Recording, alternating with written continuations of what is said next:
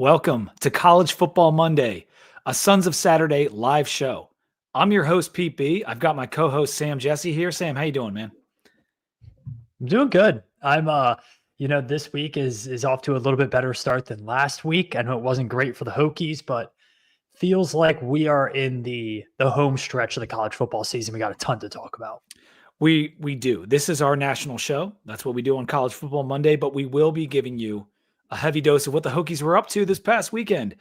And that loss to Clemson didn't have a whole lot of highlights, but we're going to break it down, what it might mean in the immediate, what it might mean down the road, what it means in the grand scheme of Virginia Tech football. And we're going to discuss that with Ryan Nanni from the Shutdown Fullcast. He's done a lot of things over the years in college football and podcasting and blogging and all kinds of things. And I am extremely excited to have him here with me and Sam tonight around 8:15. So stay tuned around 8:15. We're going to bring him on when we go over some of the games, ask him about SEC, Indiana, Virginia Tech. Have some fun with him. So look forward to that at 8:15. For right now, Sam, I want you to give us a cheers. Well, my cheers is to, we came into this season thinking like, hey, this could be a wild season. And then we got a couple of weeks like, oh, that was a wild week. We're officially at 2007 vibes. Who knows who's going to win this thing? So my cheers is to absolute, utter, uncontrolled, unfiltered chaos in America's favorite sport. Cheers. Cheers. You see, I got my fancy Stella glass going on tonight, a little German beer action. We'll talk about what Sam's drinking as well. Hokie House. Shortly. Sure. Hokie House glass. I like that one. Not just a house, it's a home. Ole Miss, maybe with the biggest win in school history this past weekend. It is up there. It's very high up there for them. Miami finally goes down. They've been playing with fire many weeks, but they finally go down to Georgia Tech. Bama back, Sam? Is Bama back? I think Bama's back. I think Bama is probably going to end the season right where we thought they would end the season. Right. And then BYU and Indiana are still undefeated. Couple of tighter games for those two teams, but they stay undefeated. Army undefeated as well. The little engines that could. Yeah, man. And Army has not played a tough schedule, but nope, they're doing what you need to do against a schedule, and they're winning all their games. Let's get into the Ole Miss game. I want to start there. They win the big one. Georgia goes down 28-10. Georgia got up 7-0, but that was the only lead they had in the game. Ole Miss responded with a touchdown and the field goal shortly after, made it 10-7, and they added 6 points each subsequent quarter. A couple of field goals, they had a touchdown, they went for two, didn't get it, whatever. But this game really wasn't about Jackson Dart. I mean, he was fine.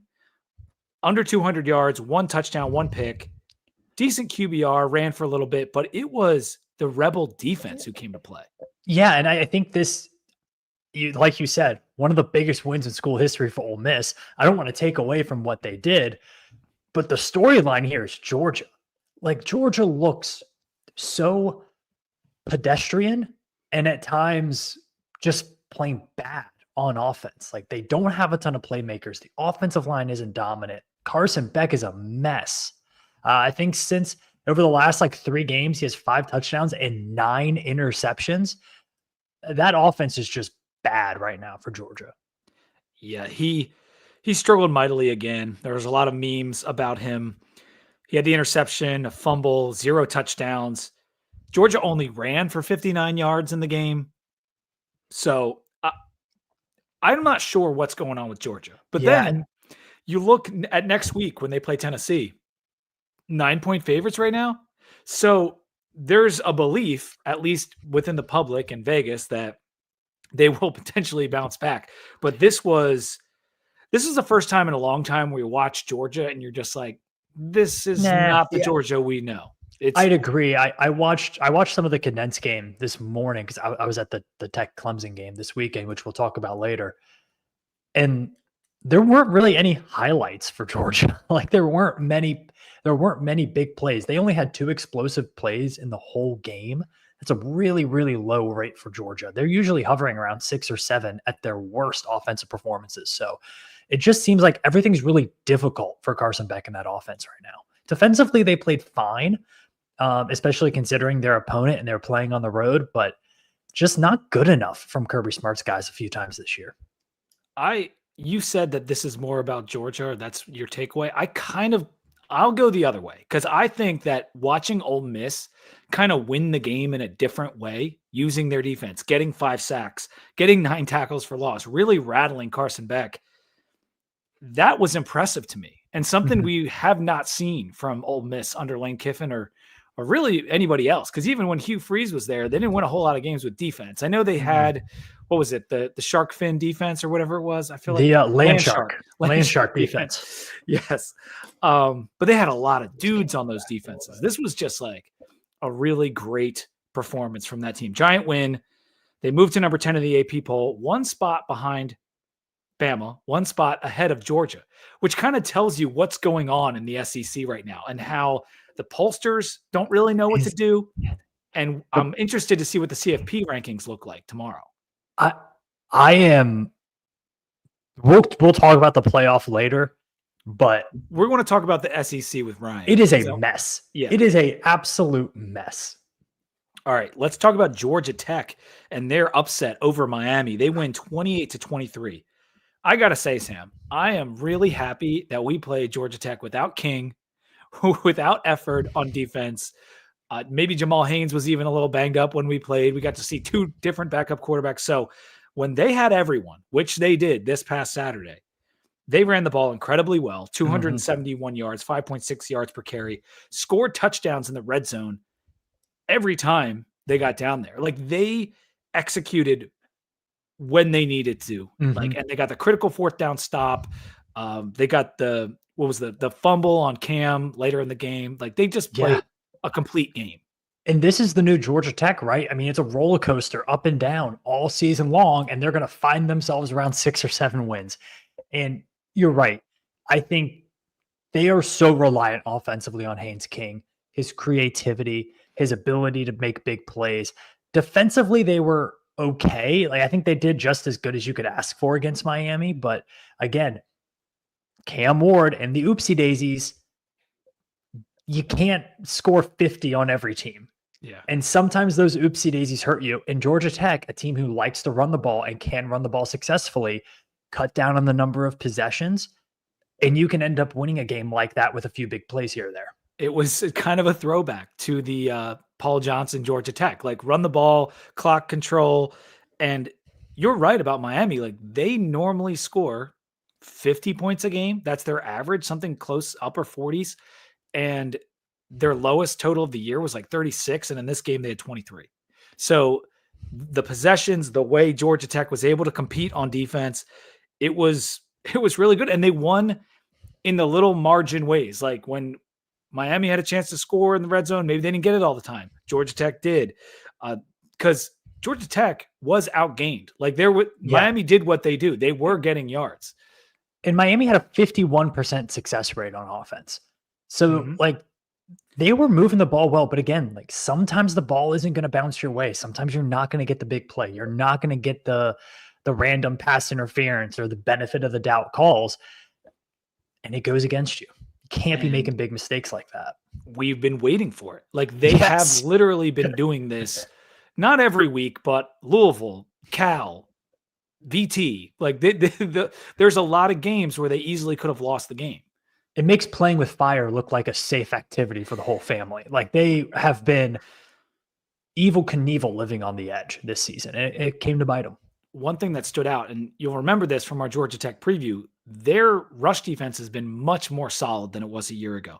They only allowed 88 yards rushing to Miami. And if Miami can't run the football, like they're going to have a hard time beating SMU if they make it to the championship game. They're have a hard time winning a playoff game if your only play is Cam Ward. Now he's great. I mean, he still had 350 yards and 3 TDs, but they didn't win. And this is not an elite team in Georgia Tech. So they have their playoff chances are still very, very good. But without a signature win, I mean, it's going to be a challenge for them to, it seems ridiculous to say like to get an at-large bid if they have, the one loss and then lose in the championship game, but it's really competitive this year for those last few spots. And their best win is that Louisville win, and Louisville, like maybe they'll finish with 9 wins. I don't know. Yeah, I mean, they have an opportunity for a win at Syracuse, but like, what does that win look like after Syracuse dropped a really bad game to Boston College? Mm-hmm. Um, Syracuse is what we thought they were. we yeah, should have yeah. won that game. Outside of the outside of 20 minutes against Virginia Tech, Syracuse has been bad for a good while now. Yeah. And which, of course, that's classic Virginia Tech football. But yeah, the lack of signature win is going to hurt them. I will also say SMU is in the same boat. They are After Pitt's loss. So I right now have the ACC as a one bid league. And I think unless absolute utter chaos happens around the country, specifically the Big Ten, there aren't enough good teams. It's a whole lot of mediocrity on both Miami's schedule, on Clemson's schedule, on SMU's schedule. Just not enough there. I think SMU has a little bit more going for it, but let's save that. Alabama crushed LSU 42-13. Milroe was unbelievable. We had talked about, I think you brought it up about LSU's defense and the ability to stop the run. And Milroe, it wasn't his arm. 12 rushes for 185. That is a good average, Sam. 4 rushing touchdowns.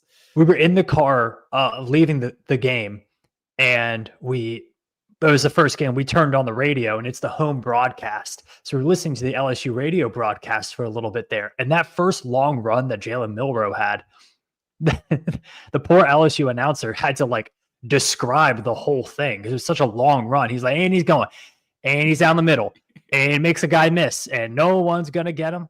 He's still going. That'll be a touchdown, Alabama. And you're like, oh, they are in for a long, long night. Because Bama saw what A&M did to LSU's defense with Marcel Reed, and this is like the hyper version of that.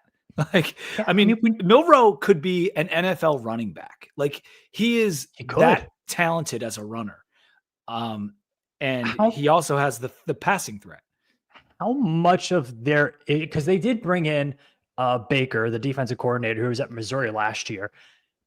But how much of this LSU struggles defensively do you think is mental? Because when your coach comes out time and time again and basically just says, hey, we're bad at this one thing, do this one thing against us, and 2 of your best players on defense are linebackers. It's not like this team doesn't have defensive talent.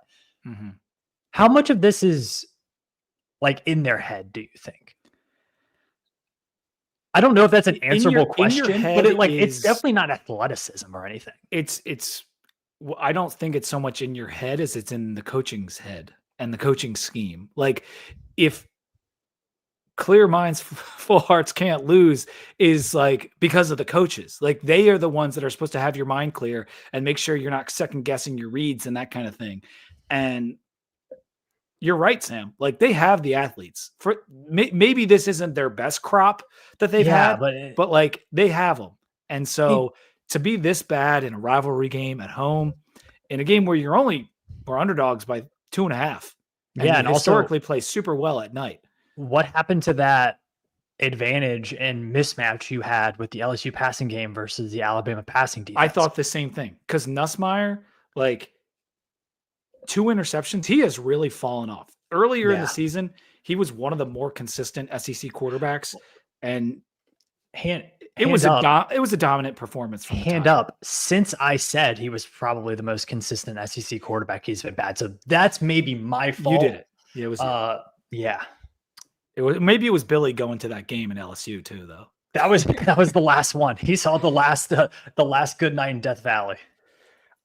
You know, even with the 2 losses, I think with this win, Alabama suddenly looks pretty good for the playoff. I think if things go the way they could go, they're going to be in the SEC title game. It's something we'll ask Ryan about in a minute. I can see he's in the green room, so we're going to add him to the stream here in just a second. But the SEC race is nuts. And this and the chaos scenario that you're talking about was Ole Miss beating Georgia, because that really kind of takes it up a notch. And I understand the Iron Bowl gets crazy, but if you look at Alabama's schedule, they have Cupcake Week against Mercer. Then they travel to Oklahoma. Oklahoma's terrible. And then they host Auburn in the Iron Bowl. So I think in terms of a 3-game stretch to end the season, they definitely have the easiest one as compared to Georgia and Tennessee, who play each other. Texas plays Texas A&M, of course. So Bama's sitting at in a pretty good position right now for the playoff. All right. I'm going to add our guest to the screen here. And before we get to a couple things, Ryan Nanni now joins the show. Ryan, thank you for coming in. Let me give you a short introduction. He's one of the co-hosts of the Shutdown Fullcast. He's also the host of the show We're Not All Like This, which I had the privilege of being on a couple weeks ago. He's also the former Bloomin' Onion mascot for the Outback Bowl. Ryan Nanni, thank you for joining us. May the Outback Bowl rest in peace. Whatever it's the ReliaQuest Bowl or whatever it's called now. If you have a gain on your mic, just turn it up for me just a little bit because you just sound a little low. I want to make sure people can hear you loud and clear. I wanted to get into the Holy War. We're going to ask you about Indiana in a second, but we see BYU win by 1 point to remain undefeated. A little bit of a controversial ending. And we had the Utah AD just throw a couple of barbs out there, getting angry after the game, saying we got screwed. We wanted to be in this conference, but now we're not so sure. What was your takeaway from that AD kind of going off? You rarely see that after a game. Yeah, I mean, coaches, sure. Players, if they get the opportunity, maybe. Athletic director, especially a longtime athletic director, that's like a little weird. Honestly, my first reaction, because I'm old and I decided not to stay up for that game. That's fine. And so I saw the reaction. I was like, oh, I got to go find this call that he's talking about. And then you go back and you're like, it's like a 50-50 defense. It's not that bad. Yeah. I thought it was a good call. Yeah, I understand why there is the school of thought of, in that situation, you need something more egregious to call it. I get that. I don't particularly agree with that point of view. But I was just sort of like, man, you had Pac-12 refs for years. You've seen way worse than this. But I think what it really is Utah has had such a down year, and BYU has had such a horseshoe up your butt year, and it's such an intense rivalry that I feel like it's more reflective of like Utah's overall frustrations vis-a-vis BYU, like maybe going undefeated. That it feels like it's more reflective of that than like anything that actually happened with that call. Yeah, I thought it was because this was their Super Bowl. They're having an awful season. It's the Holy War. Yeah. They end up losing by 1 point. And, it was still shocking, but I was talking to another buddy, Sam, Dan, and we were saying, like, after the Miami game, when Tech got screwed on the overturned call, would you have appreciated if Whit Babcock got out there and was like, ACC officials screwed us. I don't like this conference. Like, I feel like we might have appreciated that a little bit. Yeah, I guess it'll make you like feel better in the moment, but it doesn't do anything, right? Like, I think he should be more mad about his offense not scoring a point the entire game. And I also think, first off, that rivalry is so emotional and so like deep-seated in things that are beyond the football field. That had a thing to do with it, but that stadium was insane the whole night. It was an attendance record at Rice-Eccles Stadium. It was insanely loud. It was all red. It was like a perfect college football atmosphere. Color rush game. Yes, it was beautiful. Oh my God, that was beautiful. And then to like have that loss slip through your fingers if you're Utah kind of encapsulates the last 2 years of Utah football, where they just feel like nothing has gone their way for like 700 days. And so that, like, to me, it was a Greek comedy ending for Utah, and does feel like the end of an era for Utah football, to be honest with you. And for BYU, that is the stuff you need to go undefeated. Like, you need a holding call to go your way. And I think the AD stuff just came off of sour grapes, but good on BYU for winning the game. It's fun for them to be undefeated, and it's kind of fun for college football to have this old powerhouse. I mean, BYU, Ty Detmer and some national championships, Heisman Trophy winners, like, they have more history than almost any other team in the Big 12. And so it's pretty cool. Let's take a quick break before we get to Indiana. As I said at the top of the show, College Football Monday is brought to you by Jack and Coke. 2 legends, 1 can, Jack and Coke. The #1 cocktail in the world is now available in a can. Ryan, it's true. You can now get Jack Daniel's Tennessee Whiskey and Coca-Cola or Coca-Cola Zero in a can in your local grocery and convenience stores. 2 Legends, 1 can, Jack and Coke, ready to drink. And while you're having those Jack and Cokes, please drink responsibly. Before the show started, I did tell Ryan that we drink beer on the show. Are you drinking anything over there tonight? You just taking it easy? Today I'm not. Today we're having I won't give you the brand necessarily. We're just having a seltzer this evening. We're just staying hydrated. It is Monday, and that's what makes college football Monday tough. But after that Clemson game, sometimes Sam doesn't drink, sometimes I don't drink, but tonight we're both drinking. Yes. Yeah. All right. So Indiana beats Michigan 20-15. They also remain undefeated. This was the most danger they've been in this season, but it never felt like Michigan was going to win. IU was up 17-3 at the half. Michigan got it to 17-15 in the third. Hoosiers out of the field goal and held them off for the 5-point win. Warren was terrible for Michigan at quarterback. And I felt like Michigan had been making a few strides offensively before this game, but similar to Ole Miss, like coming out with the defense, Indiana like won in a different way. And I'm just kind of tossing the game aside because Michigan hasn't been very good. It's a big win. They beat the defending champs, whatever. Like, what have your thoughts been on Indiana this year, Ryan? I know you're kind of close to it with the home field stuff. Sure, like they sponsor a couple of your shows. Yeah. What are your thoughts on them being now a number 5 team in the country?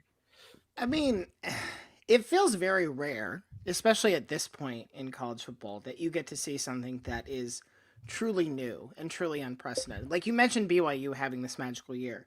It's awesome, but like if you are if you are of a certain age and a certain experience, and even if you're not, you are aware that this is a thing that has happened before. BYU has fielded good teams. BYU has won a national title. Indiana has never won 10 games in a season in program history. This is the first time that they've ever done it. And it's not like Indiana just decided in 1978, let's start playing football in addition to basketball. So to see them do something that has just never been on their radar and hasn't even been particularly close a lot of years is astounding. What I think gives me the most confidence in it, to the extent Indiana cares about my confidence in it, is they're an exceptionally balanced team. They're good and effective on offense. They're good and effective on defense. They haven't had to win in multiple ways this season. They've mostly just been blowing everybody's doors off. But when they get backed into a corner, when the offense wasn't really working for them in the second half, the defense did enough. The defense gave up some scores, but like held Michigan to field goals when they really needed touchdowns. Stopped a 2-point conversion when they really needed to get a stop. Like, I think that's the most impressive thing is that you sometimes see teams that can have this like out of nowhere year. And I feel like more times than not, it's one side of the ball is playing out of its mind. The offense is putting up video game numbers or the defense is forcing 4 turnovers a game. Indiana is like a well-built football team pretty much all around. And that's what makes them, I think, scarier than your usual, like, oh man, look who's having such a magical year kind of team. Yeah, they haven't shown a whole lot of flaws. In this game, they did only run for 1.4 yards a carry. So maybe that's a blueprint for Ohio State or somebody else on how to beat them or whatever. But just in terms of where this, you talked about the BYU comparison a little bit and how it's not quite right because they have had a history. This seems like one of the more remarkable stories in college football in the playoff era. And I'm trying to think of what is similar, what would be a better story than this of the past 10 years. And I was thinking about like maybe JMU last year before they lost in the App State game, which was also Signetti.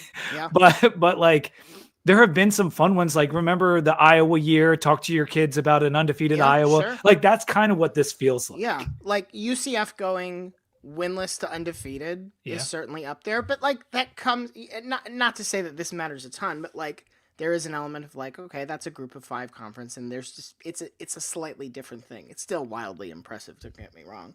I am really struggling to think of like another clear example. I think maybe this isn't quite in the playoff era, but maybe what Jim Harbaugh did at Stanford is somewhat, but that took a little while. That wasn't year 1, you know? That's I think maybe the best example of somebody taking this thing that had been dormant for so long and suddenly unleashing it into like, what the heck? This is a super competitive team now. But like, where did they get these players from? Like, I know they got a lot of some them guys came from JMU. From JMU, but like Yeah. they weren't that good at like they were good at JMU, but they weren't like this. And then I think to take a quarterback like Curtis Rourke, who is, I think we talked about this on the last show, Pete, but like, can you remember a G5 to power conference quarterback transfer that was at the elite level like this? Like, it doesn't really happen that much.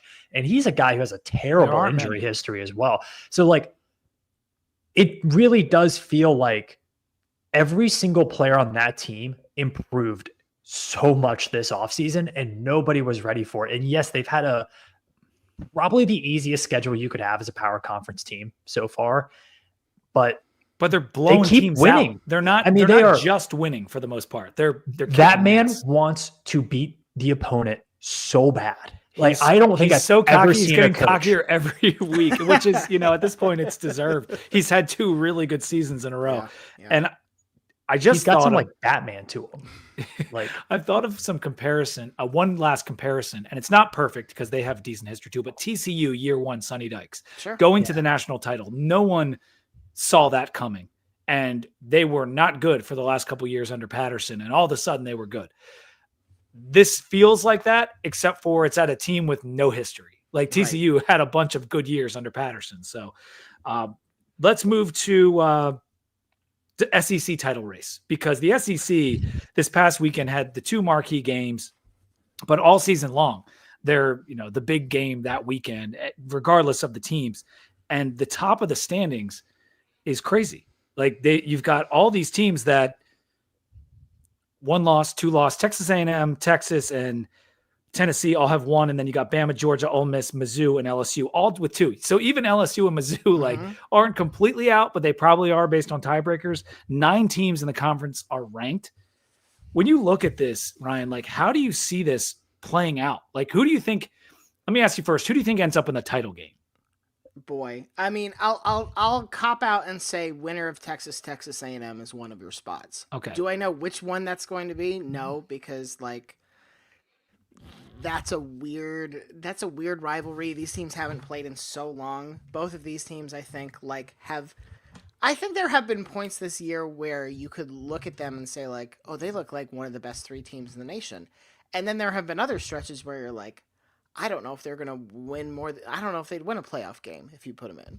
It's been very interesting because, Sam, you've mentioned this too. Like, are the SEC teams all that good, or were they all ranked highly preseason? Like, I'm just, it's hard to know because sometimes you watch the game and like, we talk about eye test and sometimes the execution isn't that good. Yeah. None of them seem to have a very good quarterback except for Milrose sometimes. Like, it's a very tricky beast. Yeah, and you look at some of the non-conference, we'll see what South Carolina looks like against Clemson. We'll see what like Kentucky looks like against Louisville.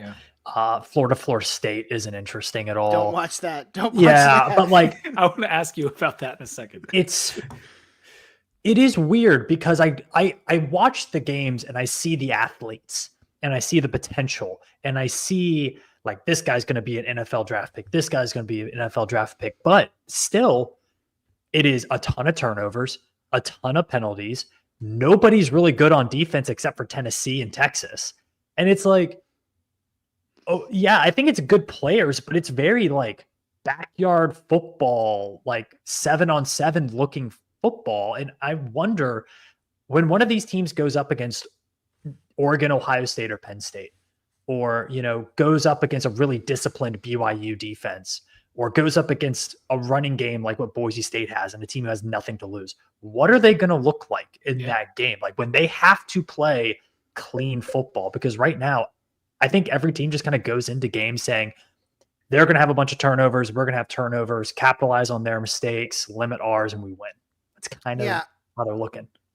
I think both within games and across the season, it's been the most inconsistent at the top that I could, like most years, like 2019 LSU is an outlier, but like most years you have some team and sometimes 2 teams in the SEC rather, who sort of approach that level of they hit their stride a month in and then the machine just kind of keeps on rolling. A lot of times that's Alabama. A lot of times that's Georgia. Sometimes it's another team entirely. They go into Death Star mode and they can't be stopped. Where it's sort of like maybe they took a loss early, maybe they had a close call early, but if you didn't get them then, like, good luck. Once we hit November, like, all systems are operational. That hasn't happened this year even close, because even in games, like the Georgia-Alabama game is a really good example of this on both sides, frankly, where you're like, I feel like I watched two entirely different sets of teams play these games. And, Texas A&M goes out and destroys LSU and then gets destroyed by South Carolina. South Carolina, Sam, I think, is the other team that I would probably throw in there that I don't know if they have a good defense. They have a scary defense. They are scary. Yeah. They have a defense that, like, will make your life miserable. You might still get a lot of points on them, but it's not going to be fun and easy. That's for sure. That's for sure. $1 million defensive end too. Yes. That's what we're hearing. Yes. So do you think it's a surefire, no questions asked, 4 teams in the playoff from the SEC, Ryan? I am leaning yes, not because I think necessarily like the SEC deserves that because that's like the quality of the conference, but because the options for alternatives are dwindling at this point. The Big 12 is eating itself alive, so the idea of like 2 Big 12 teams is getting harder to see.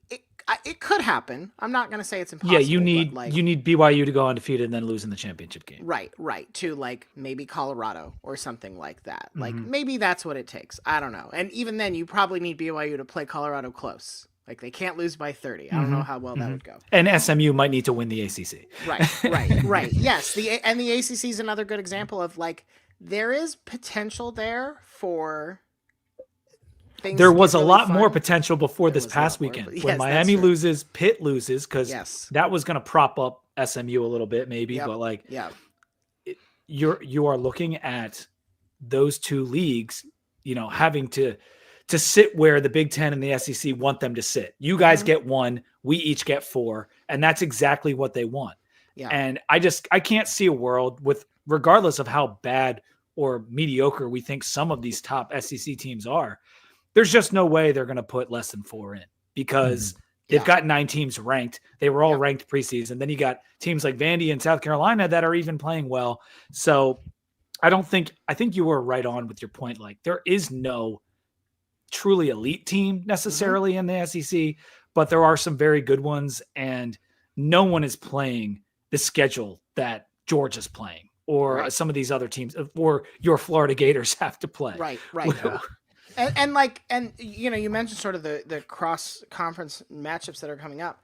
None of those, like Louisville, if Louisville beats Kentucky isn't good enough this year for that to be like, oh, that like vaults them over insert SEC team here.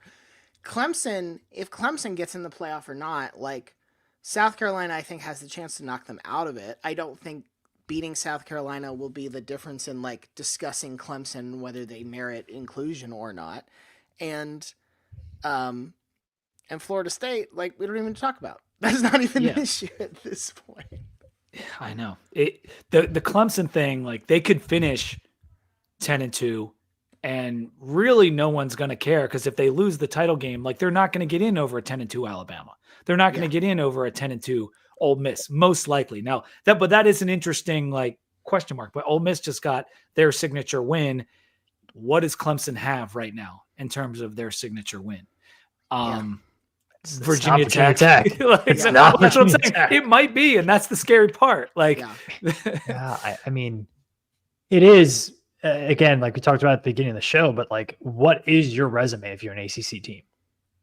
Because I don't think it's very good. You like, have to hope that Pitt and Louisville both win 9 games. Like, you could, because then SMU at least has those 2 9 wins, and then. BYU is helping SMU a lot, frankly, too. Yeah, they are. Like, they are. I mean, that's them not falling off a cliff is like, okay, well, that we don't have to worry about that for SMU. Oh, you're saying the BYU thing? Yeah. I mean, that's your one loss. It was a close game. Yeah, because if SMU were to lose to Miami in the championship game, and they have that loss and they have the BYU loss, it's like, well, look at those losses. Those are the best losses anyone has. Yeah. or something anyway. I think we have seen from the rankings so far that there is a good loss. Maybe it's not as good as a good win on the resume, but it is a resume bullet point that they have used. And I think what we're seeing, Texas A&M's loss to Notre Dame is it might be what ends up keeping them out. But for right now, they're right on that edge. The committee is ready to put Texas A&M in there if need be. And I wonder if SMU is also in that thought process where if they have a chance to put in SMU, they're going to do it. But I think if you're a Mustang, you're a massive BYU fan right now, and you're a massive Pittsburgh fan because they don't have much else going for them. Because if they beat Miami, what is the narrative on Miami then? It's, this is a team that won a lot of close games against mediocre teams. Does the Miami's narrative change? And the last playoff thing before I want to ask Ryan a couple of Florida questions was just that if Indiana loses to Ohio State, which a lot of people assume, but it is not a foregone conclusion, and they don't have a signature win at all. It might be the Michigan game, might be their best win. Mm-hmm. I'm not sure at this point, but them versus an SMU that loses in the championship game, them versus a Miami that loses in the championship game, them versus a BYU team with one loss, that becomes a real question. And does their brand hurt them, or does them being in the Big Ten help them? I'm very curious as to see what they are forced to do with an 11. It might become more clear based on people falling out and losing, but I'm very curious. If they don't have a signature win, they're a really nice story, but they're still Indiana, and they lost the only really good team they played against. I want to see what happens. Do you give them a shot to beat Ohio State? Do you think they can win that game? Just because, I think Ohio State across the board matches up better, but because I don't think Indiana has an obvious weak spot. I don't think this is like TCU playing Georgia, where you're their defense can't keep up. Their defense just can't do it, and they're just going to get gassed. And I don't think many of us saw that TCU game going quite like that. Right, exactly. Yeah. I think there was an urge to sort of say well, they beat Michigan, so let's talk ourselves into how this can be a competitive game. But overall, even all the opponent adjusted metrics still say Indiana's still a top 15, top 20 team. Are they a number 5 team? Maybe not, but they are not. This is not a fraud. And so I think that gives them a very real chance, mostly because I think Indiana is a team that if Ohio State goes up 2 touchdowns, this is not an Indiana team that I'm they're going to fold. They don't know what to do after this point. That's the thing that happened at Michigan State. They fell in a 10-0 hole, and then they end up winning that game easily. They can handle bad breaks and things going against them. To go back to your playoff question, the really interesting thing is going to be, what is the playoff going to do about conference championship losers? Because this is the thing that they we haven't really had to deal with this. It was sort of assumed if you don't win your conference, you're not going to get in. We've had a couple of instances of you didn't make your conference championship game and you got in, but that's even a different question itself. I am curious because for some of these teams, the last thing the committee's going to see is a conference championship loss. And in some cases, it might be not a good loss. It might be not a competitive loss. I mean, there are going to be SEC teams that are being I don't want to play in that game. Leave us out of it. You can have the tiebreaker. I don't want to play Texas for the title. I don't want to do that. And it's a very interesting thing because I don't think they should be penalized, but you put it on the resume. Still has to matter. It's on the resume. Yeah. It's on the resume. Right, so, and it is the last thing that you see. So you better perform decently. Yeah. You really better. One comment on the conference championships. I do wonder how the craziness of the tiebreaker scenarios, how that will factor into it, because you don't want to, and to be honest with you, I don't know if the people in the college football playoff committee are this deep thinking, but you don't want to double count some of the things that lead to those tiebreakers, like common opponent wins, margin of victory, whatever they're going to use. I really do hope we get to a coin flip in the SEC. That'd be pretty cool. But you don't want to double count that against the team. And I'm very curious how that varies from the playoff to the tiebreakers. Like, will we see a team that's behind in the tiebreakers but ahead in the playoff standings? Right. Like, I think you don't want to punish a team for losing close on a neutral field to a good team because they did the right thing like they beat better teams in the regular season. So we'll see. But a fun little nerd nugget on Indiana, Ohio State. Currently, those are the top 2 teams in success rate margin in the country. Ohio State number 1, Indiana number 2. So you could argue those are the 2 best teams in the country. There is an argument. Game of the century, right? Game of the century. I can't wait. All right, so let's go to UF because they had an announcement this past week. They kind of did a Whit Babcock with Justin Fuente years ago. They made a statement that we're keeping the coach. Like that's always an interesting one. Like, oh, sorry, we're not this guy yet. And I'm curious your thoughts on the endorsement of that and the timing of it. Why do you think they did that now? Well, I'll give you the logical answer and the nefarious answer. The logical answer is they knew the stretch that they're about to get into, that they were playing Texas, LSU, Ole Miss, and then they end with Florida State. And so they are looking at the scenario where unless they flip one of those games, they're not going to get into a bowl game. Maybe the 5-7 route will open up, whatever. They have to beat Florida State rather and win one of those games. So I think a lot of it was just expectations management of like, hey, we're about to play like 3 teams who, to your point, are in the SEC hunt and are in the playoff conversation. And if we lose all 3 of them, everybody needs to be cool and understand that like these are not decision-making games. And so I understand that side of it. The more nefarious side of it is that like that's not the only news that came out of Florida over the last 5 days or whatever it's been. Like the men's basketball coach is part of a Title IX investigation. This is a program. Shout out to the Alligator, man. Yeah, yes. The Independent Florida Alligator did some excellent journalism here. But this is a athletic director in Scott Strickland who's had to dismiss, I believe it's the women's soccer coach and the women's basketball coach for not the same kind of allegations, but like personal problems, issues with like players being mistreated or complaining of abuse or this, that, or the other.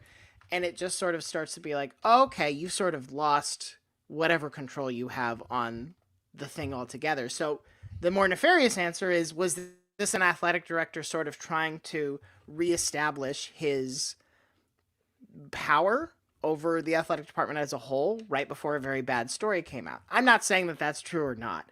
I think the simplest answer is the first one, that this is just like we're entering a bad time and we need everybody to understand that we're not going to make any rash decisions based on what's going to happen over these games. Now, that said, I know what you're going to say.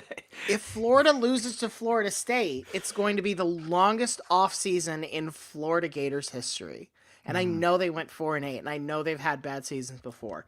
But if they lose to this Florida State team to end the season, I can't, just turn your phone off, Scott Strickland and Billy Napier, for the rest of the offseason. Do you think that statement was written in such a way that there is an out if they were to lose all 4? I mean, here's the thing. There's always an out. You don't have to abide by it, right? Yeah. Yeah, exactly. That's why we make fun of the vote of confidence. It's not a contract. It doesn't mean anything. It doesn't change Billy Napier's buyout in the slightest.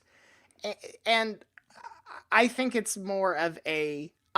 much more geared towards these 3 games and not the Florida State game.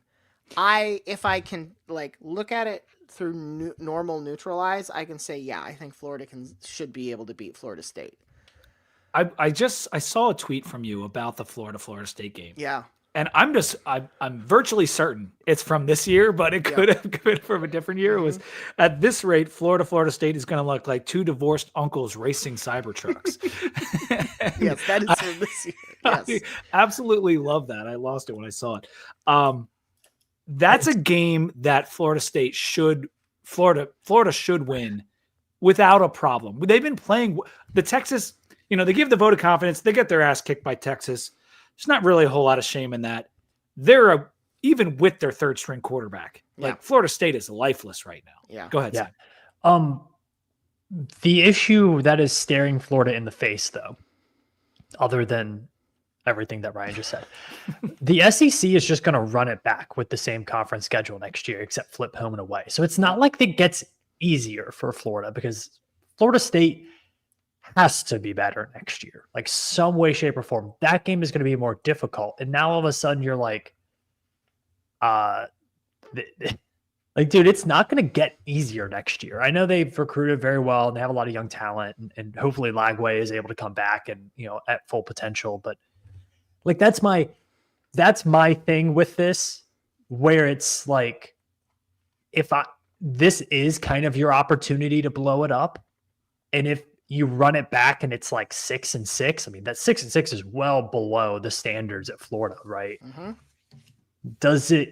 That is just like you wasted a year. And Pete, you and I know wasting a year is a lot of money and a lot of time, and it just digs the hole deeper and deeper. And I do wonder if Florida's in a bit of that situation here. They are. And my co-host Holly Anderson has, I think, like a good read on that, which is they are. Billy Napier sticking around is not necessarily we think he's the man to lead this program and we think he can pull us out of the ditch. I think he's becoming his own bridge coach. Like, Florida has an athletic director with a very tenuous grasp on his job. Florida doesn't have a president right now. He stepped down at the beginning of the school year, Ben Sasse. They have a ton, this is still the program that has the probably most famous and certainly most litigated at this point NIL bungle. Yeah. Under this group's watch. So they have the house is so flawed and so termite ridden at this point that I think there is an argument that if you went out to candidates this year and said, "Hey, do you want this job?" a lot of them would say no. Yeah. A lot of them would say, "This is you're putting me into a terrible situation. Take this year, this wasted year." Sam, you're exactly right. But take that year and get the infrastructure better so you can make an effective hire that actually has a chance to work. And that makes a lot of sense. And you're coming in with no president potentially if you were to come in this year. Right. And then once he changes, the AD might almost certainly change. And then you're right. And we're almost in this same position. And Ryan, if you have 10 more minutes, could you hang with us to talk a little VT? Yeah, sure. Let's go VT corner, Sam, because I'm going to link it with Florida and VT a little bit later. But the Hokies lost to Clemson 24-14. The first half set offensive football back maybe 40 years. It was not good, but we were up 7-0 thanks to throwback to Beamer ball with the field goal block and run back by Quentin Reddish. Clemson scored on their first two drives of the second half. Then we had the interception. Clemson scored again, and it was done. We scored a garbage time touchdown, but that only sliced and diced the lead to 10, and it was over 24-14. A really disappointing game from the offense. Drones was bad. Schlee was probably worse. The wide receivers dropped 6 balls. Sam, we clearly had injury stuff, and I don't want to talk a ton of the game before we get to the questions I have for Ryan, but we only ran the Tootin 4 times and he had 0 yards, and feel free to jump in too, Ryan, if you want. But I just felt like there was not a very good cohesive offensive plan for how to attack this good Clemson team. A complete and utter lack of situational understanding of the game week, of your team's health, of your team's abilities, of the opponent's strengths. Did they watch any Clemson film at all? Did they not know that Bashal Tootin has a bum ankle? Did they not know that Kyron Drones has a bum ankle? Did they not watch Colin Schlee play against Syracuse? I am just so befuddled as to how you could be this out of touch with your own football team. Because it's not like we're asking very difficult things here. We didn't really even expect them to win the game. I think there was some hope that we could win the game. It was under a touchdown spread. We both talked about how big of a spot it was for Pry, for the athletic department, because it could be he doesn't have a win like this in his 3 years at Tech. It would have potentially turned the corner for his tenure. We knew it was a little bit of a long shot, but we thought we had a chance if our guys played up to their ability. Well, Tootin was not himself. And maybe he had to go because Malachi couldn't play. But we saw Coney in the previous game. He ran tremendously well against Syracuse.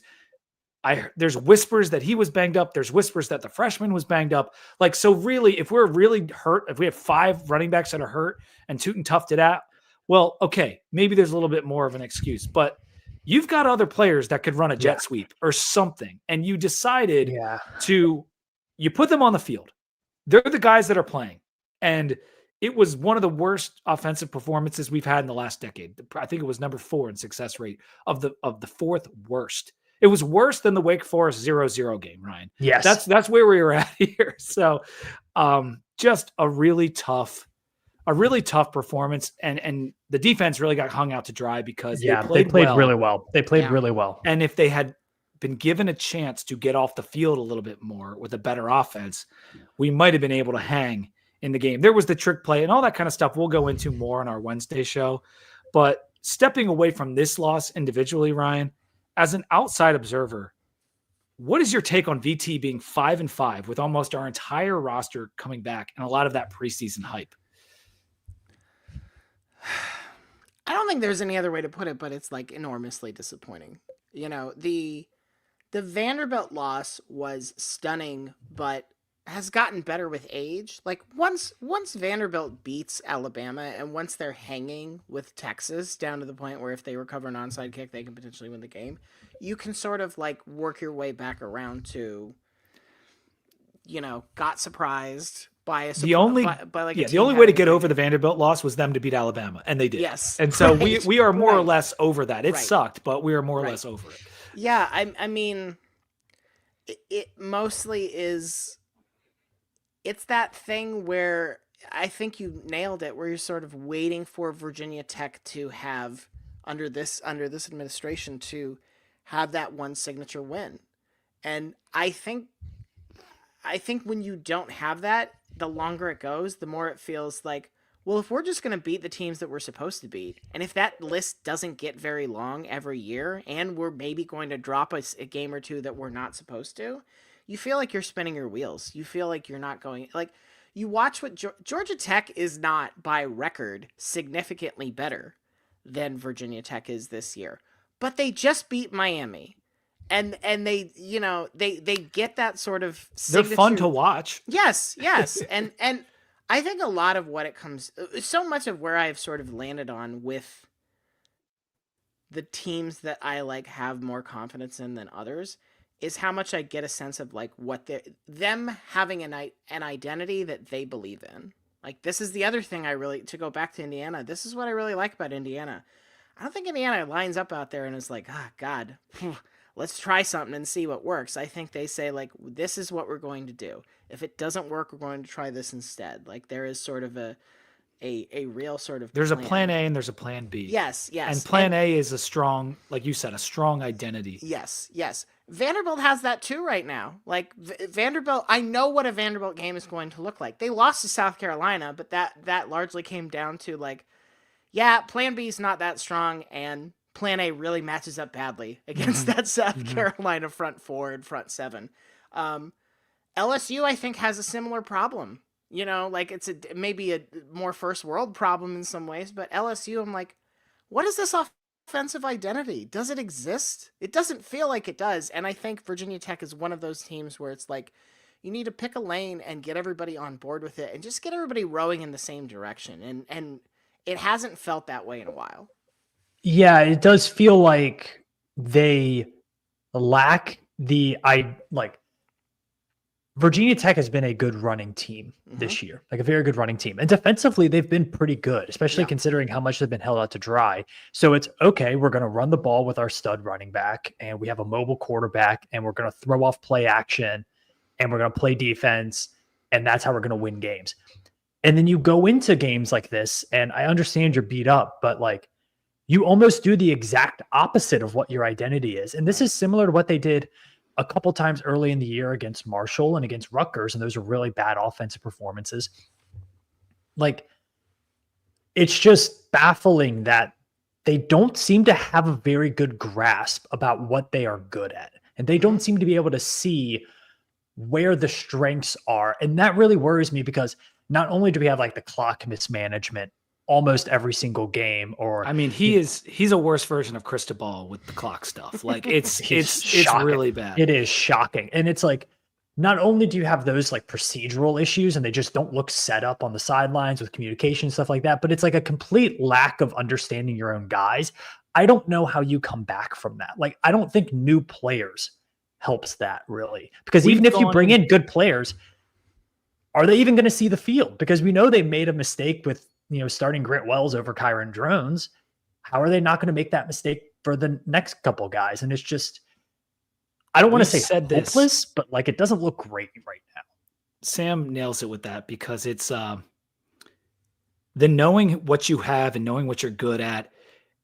We started the first season under Pry with the wrong offense for 6 weeks, and they admitted it. In the second year, they start Grant Wells instead of Kyron Drones. It takes us until the pick game to turn things on. This year, we're not running against Vanderbilt early on. We don't realize that Tootin's a generational back at Tech, and we squander him until the BC game. Not squander, but like we don't use him as much as we could or should. It took until the second half of Marshall to be like, you know what we're good at? Running the ball. Let's run it 12 straight times and win the game. And then every week we don't know if we're going to get that. And it's extremely frustrating. But to once again go to 10,000 feet, we have not won more than 8 games since 2017. We've only done it twice since 2011. And that's 2 top 25 finishes in 13 seasons. And I'm counting this one because we're not going to finish in the top 25. Do you think it's fair for Hokies fans to expect to finish in the top 25 more than once every 6 years? Yes, honestly. Like that doesn't... there are so many fans and fan bases that have outsized expectations, but like that feels entirely within the realm of not only possibility, but like, I'm not going to say bare minimum, but it's definitely more on the minimum side than the maximum side at this point. The ACC has not fallen so far from grace that putting up a good record can't get you ranked in the top. It's not, it's not like you're playing in the MAC where you're like, geez, we gotta win 11 games if we want to get. We had 5 teams ranked last week. Yeah, right. The ACC did. Right. And we've seen other teams. Like, how many other teams have we seen in that 6-year span have a season where it's like, okay, like, yeah, we ripped it off. Like, Wake Forest has had a good season. Pitt in that run. Pitt's won an ACC title not that long ago.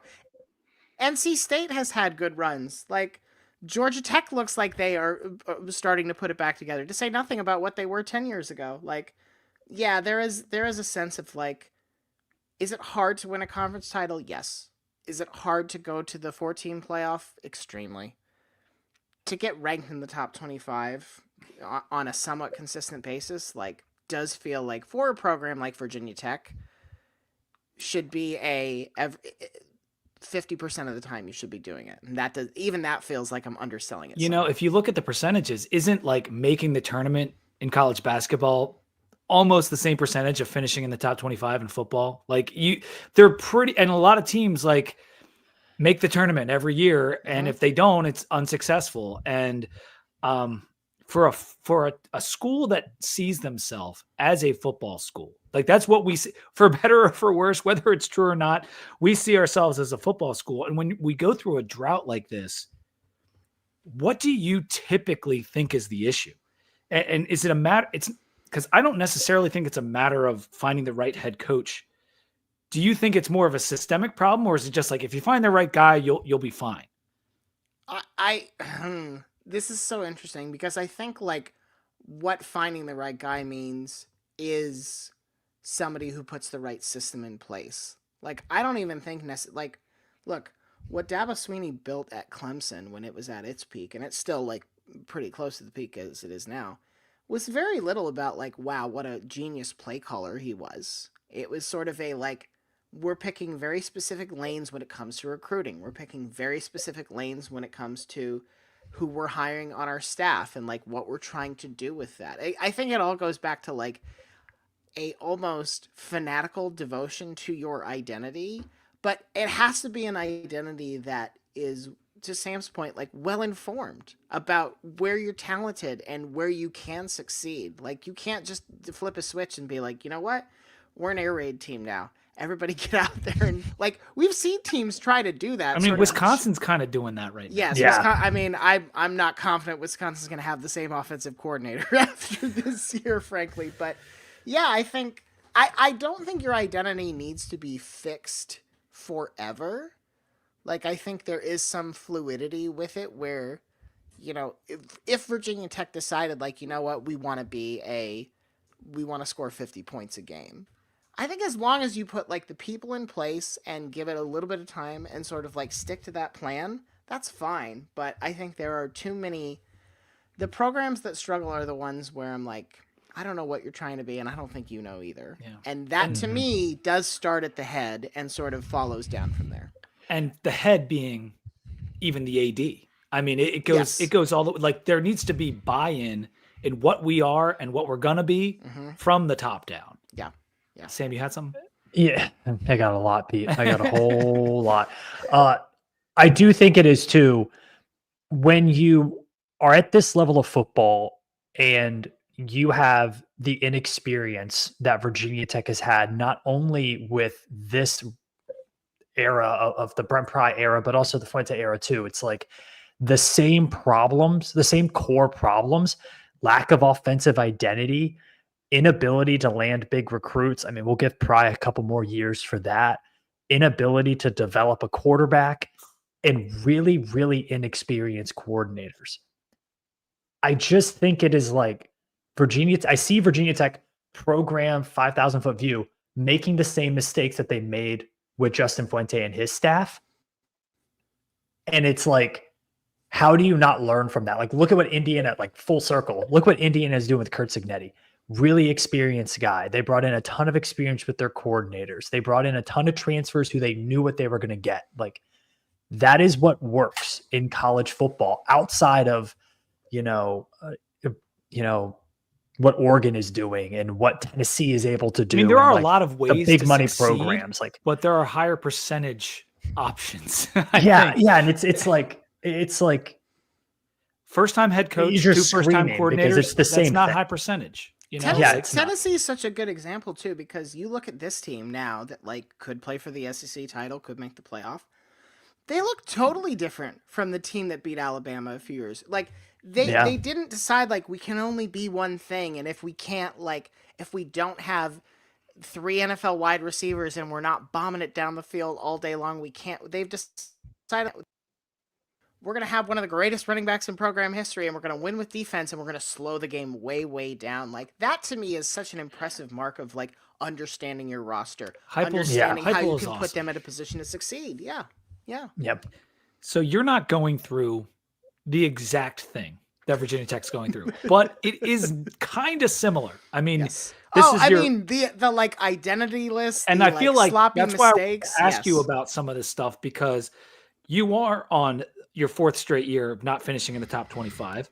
Not even getting a winning record at this point. Muschamp, McElwain, Mullen, and Napier. None of them getting more than 4 years, and Napier might be added to that list. Yeah. And I feel like in some ways, Mullen was our Fuente in that, like, those guys could coach football, but they kind of sent the relationships and the recruiting down the toilet. Mm-hmm. And then Napier is Pry in some ways. Like, the players like him. He's like, I don't know how good Napier is with the media, but like, there's generally good feelings within the building about who he is. But like, there's just a lot of other stuff that we don't like. And I'm wondering, like, we may be on the verge of the same things. Like that's kind of what I'm getting at. And I do appreciate your perspective on all of it, because I feel like where we are and what's happened, we need new direction from the athletic department. Mm-hmm. That's kind of what I'm getting at. And I'm wondering if that's where you're at with Florida right now. Oh, yes, 100%. For a variety of reasons. And like you go through that list, and the thing that I think has sunk them over this time is almost all of those hires from after Muschamp forward, they're all reactive. They're all, well, what did the last guy fail at? Like, McElwain gets hired because Muschamp can't put an offense together. And then, Mullen gets hired because McElwain doesn't want to be there and is like not excited to be a Florida football coach. But Dan Mullen, who was offensive coordinator on a national championship team, very excited, very happy to be there. And then Napier gets hired because Dan Mullen can't recruit. And that's what Billy Napier can do. And to me, it's just like, if you're constantly trying to fix last year or 2 years ago's problem, you're never actually figuring out what you are going forward. Like, you can't fix 2 years ago recruiting class. It's gone. It's done. Give it up. I mean, Tech did kind of hire the polar opposite personality of Justin Fuente. They did. Yes. They did. Like, they got a hired... defensive coach with a personality. And this is the era. Like, and I know the guys on the Athlon Cover 2 podcast have talked about this for a few years now, but like, fit is proving to be a really overrated term in college football. Yes. Because fit only works in press conferences. When you get on the field, you need guys who can win football games and get guys ready to play football. And that, I think, is something that is a very, very difficult thing for athletic directors to get to look past the winning the press conference and towards winning the football game. And I think where Virginia Tech is right now, it's like, we have someone who can win the press conference. We either need to help them out a whole lot with the football thing or look another direction. Like, it's a really tough spot to be in. Yeah. Last question for Ryan. We've got Duke and UVA left on the schedule. We are 5-5. Do we get to a bowl? Do we win one more and get to a bowl? Remind me again what Virginia's record is, if you would. They're 5-4. They just beat Pitt. Okay, so we are hurtling towards the doomsday scenario of Commonwealth Cup decides who goes to a bowl and who doesn't. A tradition unlike any other. A tradition truly unlike any other. And so I'll flip it back on you. Do you think y'all are going to beat UVA this year? If you say yes, then yes, you're going to make a bowl game. If you say no, you're going to stay home. Pete, how old was I when Tech last lost to UVA in Blacksburg? This is going to make me feel very old. Oh, God. You were... It's 2004, I think. No, we won the ACC in 2004. It was 2003. 2003. No, 2003 was in 2003 was in Charlottesville. Oh, then you might have not been alive, Sam. Like, you really I might have not been alive. Because I'm pretty sure UVA was like number 1 the year that they did it, right? It's 1998. 1998. That was the one. That they were number 1 that year at one point, and then they ended up losing a bunch of games. Many years. You were 1 year old. That was the debut year of Sex in the City, 1998. So that's like Tech's not losing. Like, that is the first game in first Tech UVA game in Blacksburg in front of fans since 2018. Tech's not losing that game. Tech is not losing that game. And I know they got a nice win, but Pitt is not that good. And also, that was a weird win. They had like a 30. He had a 36 QBR and won that game. Like, he passed. I mean, it was an awful game. Like, Utah's AD flipping out over a defensive holding call. Pitt had a 4th and 1 stop that got reversed because the referees said they weren't lined up properly, and they let UVA run the play again. And that's what you get on the mic and say you're furious about. Yeah. It actually should have been a 5-yard penalty on UVA. If you look at the rule book, it's a 5-yard penalty if you snap the ball before the refs are in position. See, Utah, it could be so much worse. What are you complaining about?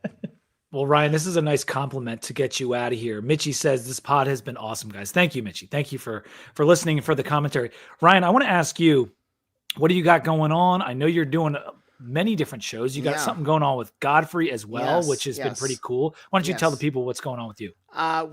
He and I are working on a little 6-part narrative podcast called Who Killed College Football. We're looking at all the powerful entities in college football, how they have shaped the sport into what it is today. We just released our NFL episode where we got to talk for a little bit to Scott Pioli, who was part of those helped build those Patriot teams and was the GM in Kansas City for a while.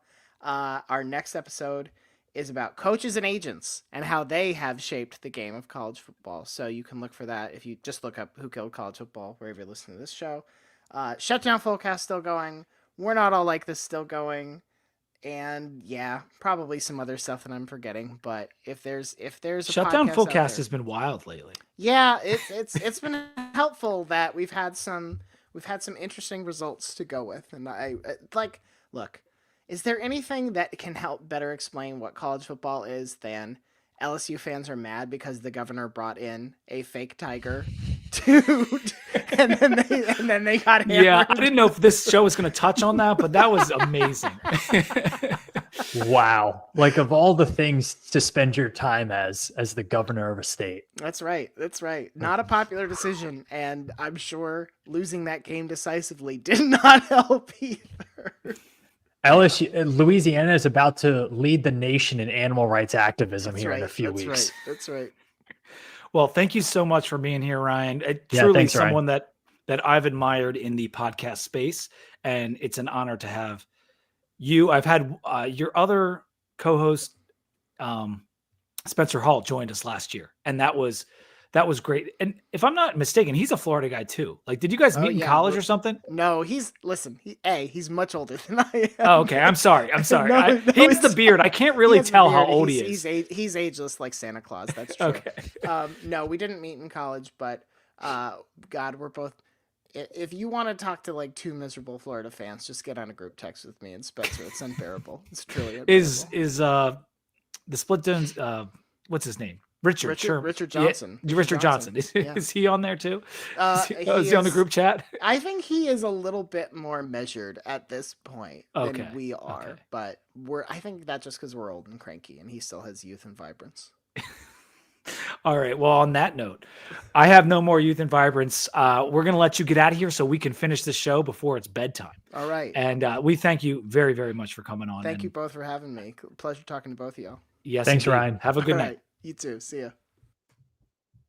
All right. That was awesome, Sam. It was so great to hear Ryan's perspective on a variety of topics. We kept him for a very long time, and he was very generous with his time. So that was appreciated. Let's take a second to talk about Rhoback. College Football Monday is brought to you by Rhoback, the only performance activewear designed for those who crave activity. You guys know them. They're the same polo company that brought you the Commonwealth. Well, they have the new release that came out right before the season, the VT Game Day Polo, the Lane Stadium Polo, which I was wearing this past weekend, the TV logo Polo, which Billy was wearing last night at the Ally Classic in Charlotte, as well as the quarter zips, the joggers, all the many designs of polos that they have all across college football and otherwise. Make sure you use code 2DVT for 20% off your order. Women's stuff, my wife loves their stuff. She has the hat, she has the dress, all the good stuff. 2DVT for 20% off your order. Load up your cart and crave activity.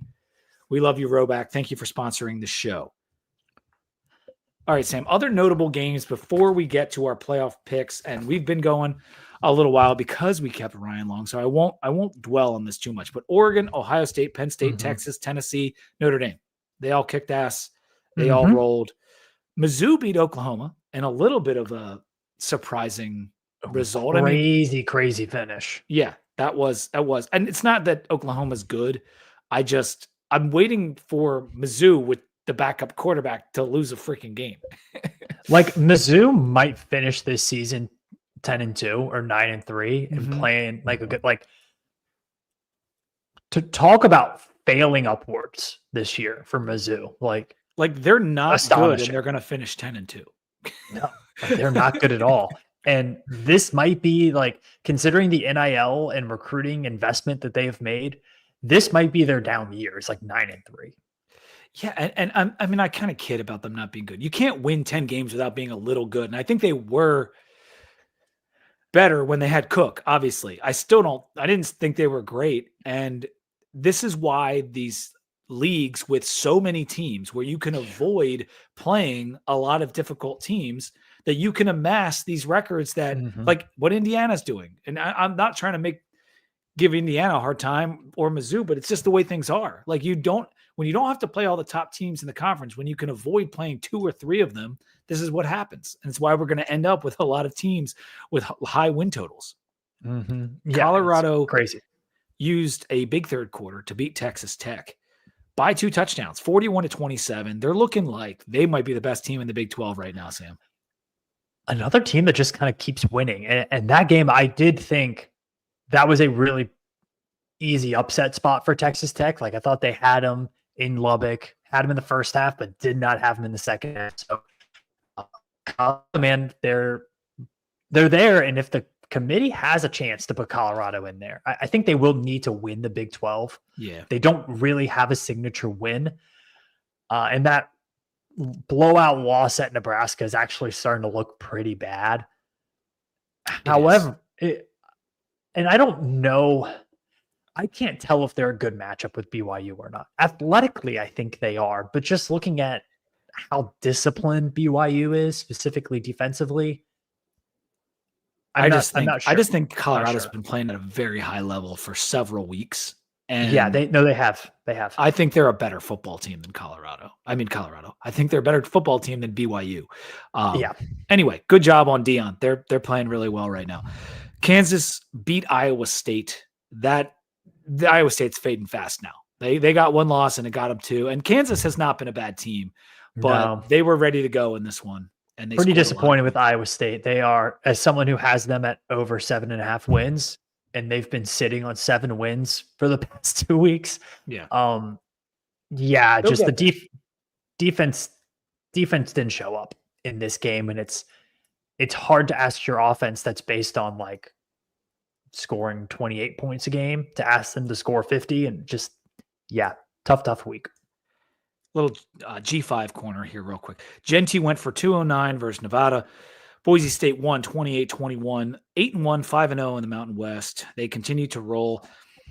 Tulane is in the rankings. Number 25, they're 8-2. And I said last week, like they're coming for blood. They might not get all the chances they want because of the 2 tough power conference losses they have from earlier in the year, but they're a really good team. Mm-hmm. Boise's at number 13, Army at number 16. So we've got a handful of those G5 teams in the playoff. I am so curious I don't think they can, but like if Army were to beat Notre Dame, things would get so interesting. Oh, it'd be so great. It would be so great because that completely takes away Notre Dame. It would open up a playoff spot for one. It opens up a playoff spot, right? And I think that is maybe a more interesting storyline for the moment than Army winning, because Army still has to beat what'll probably end up being Tulane. And we'll see what that looks like. But yeah, dude. Wow. If that would happen, that would be something special. Do you have a quick runoff of your stock up and stock down teams for me? Yeah. So my stock up, I think number 1 is BYU, because like survive in advance, and to survive that rivalry game in that spot when you didn't play well, I think is a huge boost, right? Okay. So BYU, I think, is the team that's like stock up for surviving the week. My other one is Alabama, going into Death Valley, dominating that game, getting the style points.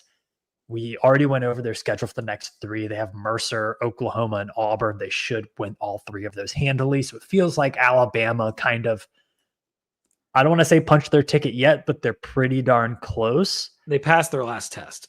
Right. And then my other one is Colorado, because, dude, another team that just keeps winning. And like they've been in this mode for a while where it's like they need to keep winning in order to have a chance at the Big 12 title and to have a chance at the playoff. And they're playing in elimination games and they keep winning time and time again. So this might be the first week we have all different stock up teams, because I have Ole Miss. I think so. UCLA. They beat Iowa on Friday night, and they beat Nebraska the previous week. Like, I kind of thought Deshaun Foster was cooked after the we're in LA comment, and they're playing some better football right now. Big 10 West champs. Many are saying. Duke and UVA, my other 2 stock up teams, because Duke beat a surging NC State team to go to 7-3. 7-3 Duke is who we're playing next. And then UVA gets the win over Pitt, a ranked Pitt. Good on UVA, because after looking at their last 3 games, I thought they were going to lose all 3 because they had tough games down the stretch, but they go out and they beat Pitt. They get one every year. Stock down is, for me, it's Georgia, it's LSU, and it's Iowa State. Those are my 3. Oh, nice. All right. So we're all different on stock up. I think you could also throw, like, just really quick, Washington looks really bad. You could throw in, Pittsburgh. Yeah. They are who we thought they were type thing with Mhm. Pittsburgh. So I think those two are teams that you could throw in there. Yeah, not a great week for like half of the SEC's big boys. Before we put up our playoff prediction, Sam, I wanted to ask you what you're drinking. Well, Might almost be gone at this point. we used to be a beer podcast, Pete, but then things happened the last few weeks and we've moved on. So I am drinking, but I'm not drinking beer. I am drinking not the whole bottle, but I did want to bring the bottle for victory. We have some nice Woodford Reserve here. That's Very, the double very oaked. nice, double oaked, very nice stuff. And then I also have a brewery shout out here because I made myself a nice Woodford Reserve and ginger. So this is from Ale Works in Williamsburg, Ale Works Brewery. They make a ginger ale, and this is like old timey ginger ale, mostly just sugar, but tastes really good. And I have myself a nice Woodford Reserve double oaked and ginger ale. I do like when breweries make a soda. My local brewery, which I'm actually drinking tonight, so that's a good segue. I'm drinking Zed's beer. This is from my town that I live in Marlton, New Jersey, and they make like 3 or 4 different types of sodas. And one of the cool things is they have different recipes where they'll do half a beer, half a soda, and they have like they call them something, but it's like a porter and a Coke, or a cherry and a blonde ale, and like the combinations that they come up with work really well together, so that's fun. Also, if you have someone that's your DD or someone that just doesn't like to drink alcohol, they can have a craft soda while you're having beer. But I'm drinking the Zed's Manchester style pub ale. So this is very much, it's an American made beer, but it's on that I guess I said German earlier, I meant English. This is an English style, like straight up brownish ale, 4.5% alcohol. It's great. It's extremely approachable. Like you can take it down. And if you don't want, you're looking for something light, but you don't just want your Pilsner or your Coors Light out of your fridge. Like one of these light brown English bitter style of beers, like I really enjoy them. Like I really, really do. I think I'd rather have like an IPA with food, but these are great. Like if I'm just drinking beer, I love drinking this type of beer. Nice. I also have a garage beer, which I'm now drinking because I just finished that one. This is the lime garage beer out of your stomping grounds there, Sam, in Ohio. Do you write your Z's like that with the little thing in the middle? I don't write them. Yeah. With that, what is that? Have a name, that thing? Probably does. I know the 7 is called like a French 7, I think. Okay. I do my 7s and my Z's like that. Maybe I'm psycho. I don't know. Well, we're all a little psycho. We're doing an hour and 22-minute podcast on a Monday night drinking alcohol. But that's okay. Playoffs. Oh, all right, let me put up Sam's first, and you can kind of talk about what you got. I don't think you have a ton different from last week. No, I don't. And I think so. Let's start with the SEC on the left. I think Texas has bounced back really well from that Georgia performance. They absolutely dominated Florida. They were expected to, but they did it. Texas is there. Bama, we've talked about, they're there. Georgia is hanging on by a thread. And I can't believe I'm saying that. But like right now, I don't think Georgia has home field advantage right now. I'm going to be honest with you. I think they are at the 9-10 line. Yeah. And then sneaking in, sneaky, Tennessee, only one loss. That win against Alabama is starting to look really good. They'll have an opportunity against Georgia, but if I'm looking forward, I like their matchup against Vanderbilt. There's a lot of film out there in that triple option. They haven't played well against good defensive lines. And even with 2 losses, if your 2 losses are at Arkansas and at Georgia, I think you're in. So Tennessee, I have in the SEC, in for the SEC as well. Big Ten hasn't changed. I don't think it will. Looking at the schedule, I think those 4 teams are pretty locked in. It depends. You have Oregon, Ohio State, Penn State, and Indiana. If Indiana gets their doors blown off by Ohio State, that is like the only scenario where they could be on the chopping block. They could be. But even if they lose, it really, there's a lot to play out here. But I agree with you. I have Indiana in mind too. And then your ACC is still Miami. Did you have 2 ACC? I think you only had 1. No, I only had 1. And I think, Miami's loss is not great for them, but I still think they're the best team in the ACC. And I think they would beat SMU. Mm-hmm. So I'm going to go Miami there. And similar at the Big 12. I think BYU is in at this point. I think they're probably going to go undefeated. And I think an undefeated team is going to at least be top 12. Even with a neutral site loss, you can't knock a team down. So I think BYU is in there. Notre Dame right now is still in there as well. I think they are big Texas A&M fans, though. Oh, yeah. And that USC win is not going to look great. I'm wearing the USC shirt tonight. Nice. I don't know about Notre Dame. I think Notre Dame could be a team on the chopping block if things get weird here at the end. And then Boise State still running the G5. Army has a chance to jump them with a win against Notre Dame. But for right now, I think Boise's pretty comfortable right there. So this is interesting because in yours, you can see there's no Ole Miss on the screen for Sam. And they did just get a huge signature win. They did. At first, I did my first iteration of this and I had almost identical to you. I think it was identical. And then I started thinking a little bit more, looking at certain matchups and what I really thought. And I came out with something slightly different where I did put Ole Miss in. I took Tennessee out because I think Georgia bounces back and beats Tennessee. That could be wrong because Tennessee's defense is good and Carson Beck has struggled, but I feel like Kirby will do something to get that win at home against the Volunteers. And if he does, he's probably finishing 10-2, and Georgia has played the hardest schedule in the country. So, but here's the thing. You can't put Georgia in unless you put a 10-2 Ole Miss in because Ole Miss beat them head to head. And so that's where I was struggling. You have to project about the games in order to even do this. And so I did project that Georgia will beat Tennessee, and that's why they're in here. And Ole Miss is going to win out. They'll have the win over Georgia. And even though the rest of their resume isn't stellar, I just feel like they'll have done enough to get in. I really do think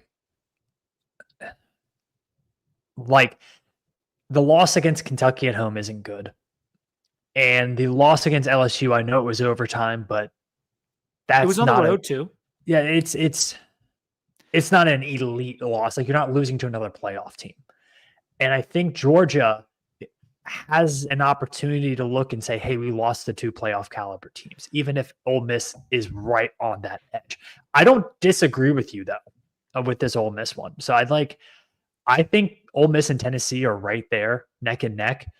I think Notre Dame, SMU, Indiana, and Texas A&M are all vying at that 11 to 14 mark there. So I think our bottom 5 and the teams in consideration, I think we do have an agreement. Projecting who's going to get in from the SEC right now it's impossible. It's a fool's errand, but if Texas loses to Texas A&M, are they in? That's it. That will change everything. And the winner of the SEC, which is why it's so important in some ways to get to the championship game. Some teams probably don't want to be in it, but at least you can lock up your spot if you win because none of these teams are a lock right now. And if they all finish 10-2, they all can't get in. And so what my thing with Ole Miss is that the margin against Georgia was substantial and the margin against South Carolina, who they beat. That's not a bad win. They beat them down. That's a nice win. And South Carolina's ranked right now, and they're probably going to be ranked in the top 25. So that will in the CFP ranking. So they're going to give Ole Miss some credit there. Go ahead. Yeah. So let's and this is the situation that I was racking around in my head. Let's say BYU goes undefeated but loses to Colorado in the Big 12. So Colorado gets in 12-1 with a neutral site loss and that win at SMU. You would have to imagine BYU gets in. Well, here's my thing, Sam. So in my projection, just to finish it out for the listeners, I have Colorado now. I've had BYU for weeks as my representative. I think Colorado's a better football team. I think they're going to beat BYU in the championship game. And I think BYU's going to lose to Arizona State on the road. And Okay. if BYU loses to Arizona State on the road and then loses the championship game, Then they're they're not out. in the playoff. And so that was Agreed. my logic with this pick. Now, if they go 12-0 and then Colorado beats them, well, then that's a whole different story because I don't know what they're going to fricking do. Because they'll probably kick out Indiana for BYU, honestly. Well, okay. Unless That Indiana's happens. undefeated. Yeah. Notre Dame keeps winning. Indiana loses close or wins that game against Ohio State. Right. Like if Indiana wins the Ohio State there's game, a chance Ohio that State's out. There's a chance that there's only 3 slots left for the SEC because the Big Ten, I think the Big Ten is as close to locked at large as you're going to get. And I you just have think to, that like, those Indiana's 4 teams on the right, there schedule's have to be so at least weak. 4. Yeah. I know, but it's like there might only be 3 slots left for the Why SEC. should an 11-1 Indiana who loses to Ohio State get in over 11-1 SMU? And I know SMU would have to like play another game and potentially lose. But I'm just saying, like, if you were comparing Indiana at 11-1 to SMU at 11-1, like, no, they're very similar, and fair. SMU has better wins. It's fair, and I think, yeah, SMU would be that team, but the math is still the same. Where if you get 2 from the Big 12 and you, yeah, that's the problem. So now I'm talking about like, ACC. Like it's gonna be. There could crazy. be only 3 slots left for an quote like a true at large, like a non-conference championship weekend at large. And so that's where I think God, Nobody hate saying is this, in. but like Oregon's the only team that's like, okay, dead nuts. Notre Dame screws this up so much. They do. They really do. And they might screw it up against USC. And then they're in trouble. If Indiana loses to Ohio State on the road and that knocks them out, how the hell is Notre Dame losing to Northern Illinois at home not knock them out? That's a fair point. That's a very fair point. Like, no, because they've both been. I'm not going to let them do that. Notre Dame did beat an undefeated Navy, who now is lost to Rice and struggling, and they'll have to play an undefeated Army. And so, like, yeah, but I know we got to wait till the end of the year. But like, if we're projecting, these are our projections. And so I have Colorado in from the Big 12, just one team. ACC, just one team, with Miami, and then 4-4 from the Power 2, as it were. As much as it pains me. All right, that's playoff talk. That was fun. We did some with Ryan. We did some here. And I just want to see these results from the SEC. Like, I want to, like, Texas A&M. I cannot wait to see what happens in that game. Yep.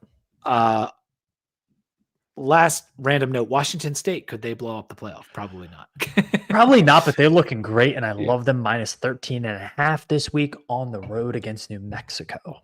That'll bring us into the Week 12 games. We got Texas at Arkansas. This is a weak slate, a very weak slate of games. I know every weekend of college football is great. This one, the Hokies don't play, but beyond that, Texas at Arkansas plus 13.5. Tennessee at Georgia, best game of the weekend. Georgia minus 9, which Nico, is he healthy? Well, it's it's a bet against that offense. Against Georgia is what it is. Like that's that minus 9. I feel like is it like, does Nico materially change? Like, well, he hasn't been awesome. No, but there's the potential, the potential of Nico. I think like Nico's ability to give you one amazing play. That's just such a big line, even with the Nico questions. I kind of. But then you're going to bet Tennessee and you're like, oh, yeah. And then you're like, oh, shoot, I bet against Kirby Smart at home with his back against the wall. With a bounce now I feel like a dum-dum doo-doo head. Yeah. So. Yes, exactly. That's exactly what I'll feel like. Clemson at Pitt plus 10. A week ago, this looked a little bit better. Money. Pitt. You're taking Pitt. Okay. Easy. Man, I hate Pittsburgh too, right? So if I'm saying that. I mean, I hate Pitt, and they just look like bad, which means they probably will win outright. Yep. UVA at Notre Dame minus 23. I just put this on here because UVA was in it, but take Notre Dame. Yeah, definitely. Yep. Mizzou at South Carolina. This is a fun one. South Carolina minus 12.5. That shows you what they think about Mizzou's 2-loss record. I don't think I can take South Carolina minus 12.5, but This maybe has I like can. two. This has 2 overtimes written all over it. It kind of does. It Mhm. kind of does. And then Kansas at BYU. I mean, this is how hard up I was for listing the fun games. And maybe there's some G5 stuff I missed. This is a fun game. I like BYU in this game at home to defend Provo. You do not walk into Provo, Utah, and come out with a W. Is it a night game by any chance? Well, judging by the fact that it's this low on the list, I assume that I went. Oh, it's a down. night. It's a night game. Yeah. I mean, this is going to be a bloodbath. This is going to be an utter bloodbath. Give me They BYU. killed the Kansas team. That's for sure. Yeah. So you don't walk into Provo, Utah at night and come out with a W. Kansas is feisty. They're so They are feisty. but They play every game close. they do. They do. All right, that's going to do it for College Football Monday. Thank you to Ryan for joining us. Mhm. Thank you to Sam for hanging with me every Monday here when it's not always the most fun. Sometimes some weeks are better than others. I mean, we love ball. I love ball. I love talking about this stuff. We'll get sad on Wednesday. If you want to hear, if you want to like be a real sicko and watch us sad and yell, tune in Wednesday. Or I guess Thursday morning. Whatever. There could be. Yeah, it'll come out late Wednesday. Virginia Tech did win the basketball game, by the way. We didn't cover the spread. We beat Winthrop. So Hang 3-0 the banner. 3-0. 3-0. And make sure you subscribe. Sons of Saturday. Make sure you like the video. If you made it to the end, let's use alligator for shout Ryan. out to the alligator. Subscribe on Too Deep on your Spotify and Apple Podcast feed, to the Sons of Saturday podcast on both those feeds. And until next time, go Hokies. Go Hokies. And thank you for all the comments.